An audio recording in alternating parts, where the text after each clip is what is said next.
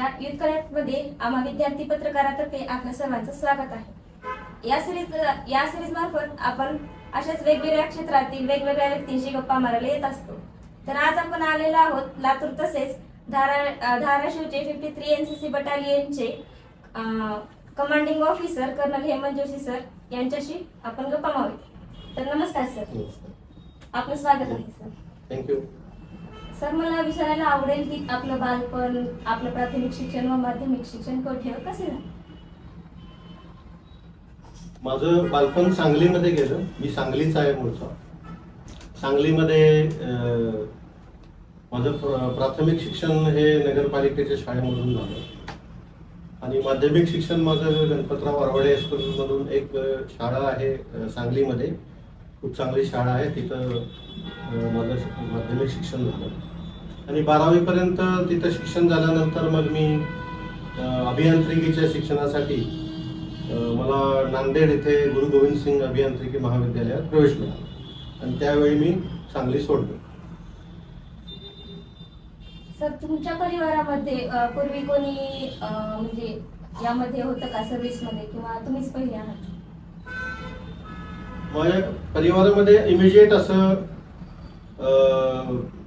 आर्मीमध्ये कोणी नाही, army navy एअरफोर्समध्ये कोणी नाही। माझे काका होते आर्मीमध्ये, खूप पूर्वी होते, पण या व्यतिरिक्त अजून कोणी माझ्या परिवारामध्ये आर्मीमध्ये नाही। सर, तुम्हाला याची प्रेरणा कशी भेटली, थोडं आमच्या विद्यार्थ्यांना सांगा। प्रेरणा म्हणजे पहिल्यापासून मला समाजकार्य करायची आणि देशासाठी काहीतरी करायची आवड होती आणि त्यानंतर जेव्हा मी इंजिनिअरिंग कंप्लीट केलं त्यानंतर त्यावेळेला मला काश्मीरला जाण्याचा योग आला होता आणि काश्मीरला मी गेलो तेव्हा मी तिथे आर्मीची डिप्लॉयमेंट पाहिली आणि एकंदरीत त्यांचं काम जे आहे ते पाहिलं आणि ते पाहून मला खूप असं वाटायला लागलं की आपण पण याच्यामध्ये पार्टिसिपेट केलं पाहिजे आणि आपण पण यांचा एक पार्ट म्हणून देशासाठी काम केलं पाहिजे आणि तो एक टर्निंग पॉईंट होता आणि मग त्यानंतर मग मी डिसाईड केलं की आपण आर्मी जॉईन करायचं आणि मग इंजिनिअरिंग झाल्यानंतर मग मी आर्मीमध्ये अधिकारी म्हणून कमी होण्यासाठी UPSCची एक्झाम दिली। सर, तुमच्या पूर्ण अभ्यासावरून तुमचं नागालँड व बर्मा सीमेवर जे युद्ध झालं होतं त्याच्या यशाबद्दल तुम्ही काय सांगू इच्छिता? युद्ध झालं होतं ते तुम्ही दुसऱ्या महायुद्धातलं म्हणताय? नागालँड व बर्मा सीमेवर झालं अतिरेकी महायुद्ध। हा, युद्ध असं नव्हे, मी म्हणजे माझ्या सर्व्हिसमध्ये त्यावेळेला मी जेव्हा नागालँडमध्ये होतो 99 आणि 2000 साली मी नागालँडला होतो त्यावेळेला असं युद्ध म्हणून नव्हे पण तिथे काउंटर इन्सर्जन्सी ऑपरेशन्स होत होते, त्यामध्ये मी पार्टिसिपेट केलं। अनेक काउंटर इन्सर्जन्सी ऑपरेशन्स केली, अनेक मिलिटंट्सना पकडलं, अनेक मोठा शस्त्रसाठा पकडला। एक मोठं ऑपरेशन तिथं अजूनही म्हणजे मी माझ्या नावे आहे, त्यामध्ये आम्ही 7 मिलिटंट जिवंत पकडले होते, मोठा शस्त्रसाठा पकडला होता आणि असे अनेक तिथं ऑपरेशन केलेली आहेत। 2 वर्ष मी नागालँडमध्ये होतो त्यावेळी NSCN हे जी संघटना आहे त्याच्याशी सरकारचं सीजफायर नव्हतं सुरुवातीला, काही दिवसांनी ते झालं तिथं गेल्यानंतर, नंतर सीजफायरचा पिरियड होता। तरी पण जे बँड मिलिटंट ग्रुप होते त्यांच्या विरुद्ध ऑपरेशन ही चालू होते। सुरतमध्ये आलेल्या प्रचंड पुरामध्ये जेव्हा तुम्ही दिल्लीवरून रेस्क्यूसाठी जी तुमची एअर तुकडी पाठवली होती तर तुम्ही त्याचं नेतृत्व कसं केलं? मी 67 इंजिनियर रेजिमेंटमध्ये माझं कमिशन झालं आणि ती मेरठला आहे, त्यावेळी होती मेरठला। तर त्यावेळी अचानक रेजिमेंटला हे टास्क मिळालं होतं की सुरतमध्ये मोठा महापूर आला होता, जवळजवळ 2 मजले पाणी तिथे भरलेलं होतं आणि ताबडतोब एक फ्लड रिलीफ कॉलम तिथे पाठवायचा होता आणि त्यासाठी माझी निवड झाली आणि ताबडतोब आम्ही सर्व आपलं फ्लड रिलीफचं साहित्य आणि आमचे 100 जवानांचे साहित्य आम्ही ताबडतोब हे कळाल्यानंतर 2 तासानंतर 3 तासानंतर आम्ही पालम एअरपोर्टवर होतो. तिथे ऑलरेडी 2 एन-30 विमानं आमच्यासाठी तिथे लागलेली होती. त्यात आम्ही आमचे सामान म्हणजे जे फ्लड रिलीफसाठी लागतं, बोट्स वगैरे, OBMs हे सगळं लोड केलं आणि रात्री 12 वाजता आम्ही बडोदा एअरपोर्टवर होतो. म्हणजे कळाल्यानंतर संध्याकाळी साधारण 5 ते 5:30 वाजता आम्हाला ही ऑर्डर मिळाली आणि 12 वाजता मी सर्व साहित्य आणि जवानांसहित बडोद्याला होतो. तिथून आम्हाला सिव्हिल ॲडमिनिस्ट्रेशनकडून हेल्प मिळाली, तिथून गाड्या मिळाल्या, तिथून आम्ही सुरतला पोहोचलो आणि मग तिथे सुरतमध्ये एक एकीकृत असं एक हेडक्वार्टर होतं जे फ्लड रिलीफ ऑपरेशन्स ची कारवाई पाहत होतं.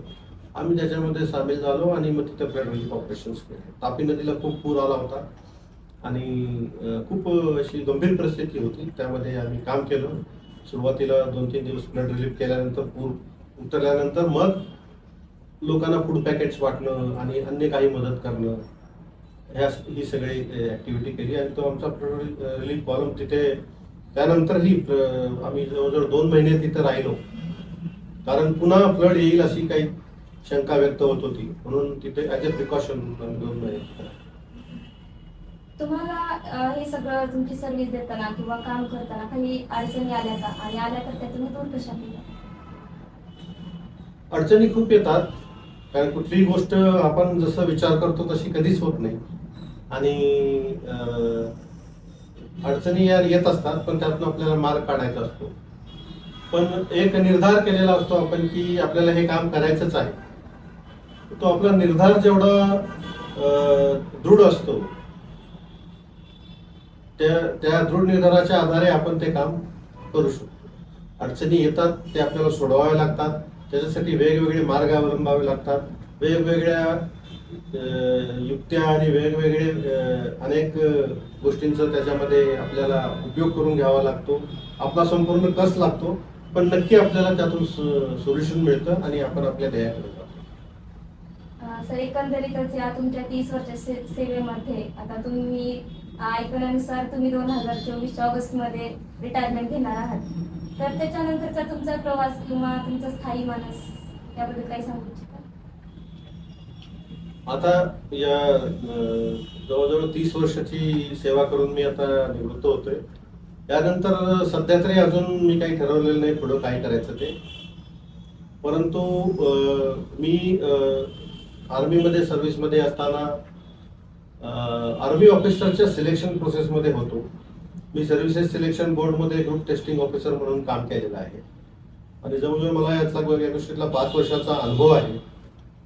साधारण 2,500 ते 3,000 कॅन्डिडेट्स मी SSB मध्ये असेस केलेले आहेत आणि या माझ्या ज्ञानाचा कुठंतरी उपयोग व्हावा याबद्दल आपल्याला एक समाजसेवा म्हणून काय करता येईल का, किंवा एक सेकंड करिअर म्हणून याच्यामध्ये काही करता येईल का, अशा पद्धतीचा विचार माझ्या मनात चालू आहे. अजून त्याला काही मूर्त स्वरूप आलेलं नाही.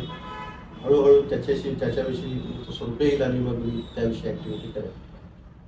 सर, सध्या परिस्थितीमध्ये खूप सारे विद्यार्थी हे पोलीस भरती आर्मी तयारी करत आहेत, तर त्यांच्यासाठी तुम्ही काय संदेश देऊ इच्छिता?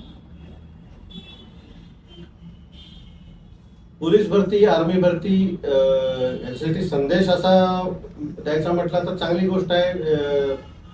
विद्यार्थी जेव्हा पोलीस भरती निघते किंवा आर्मी भरती निघते त्यामध्ये अप्लाय करतात.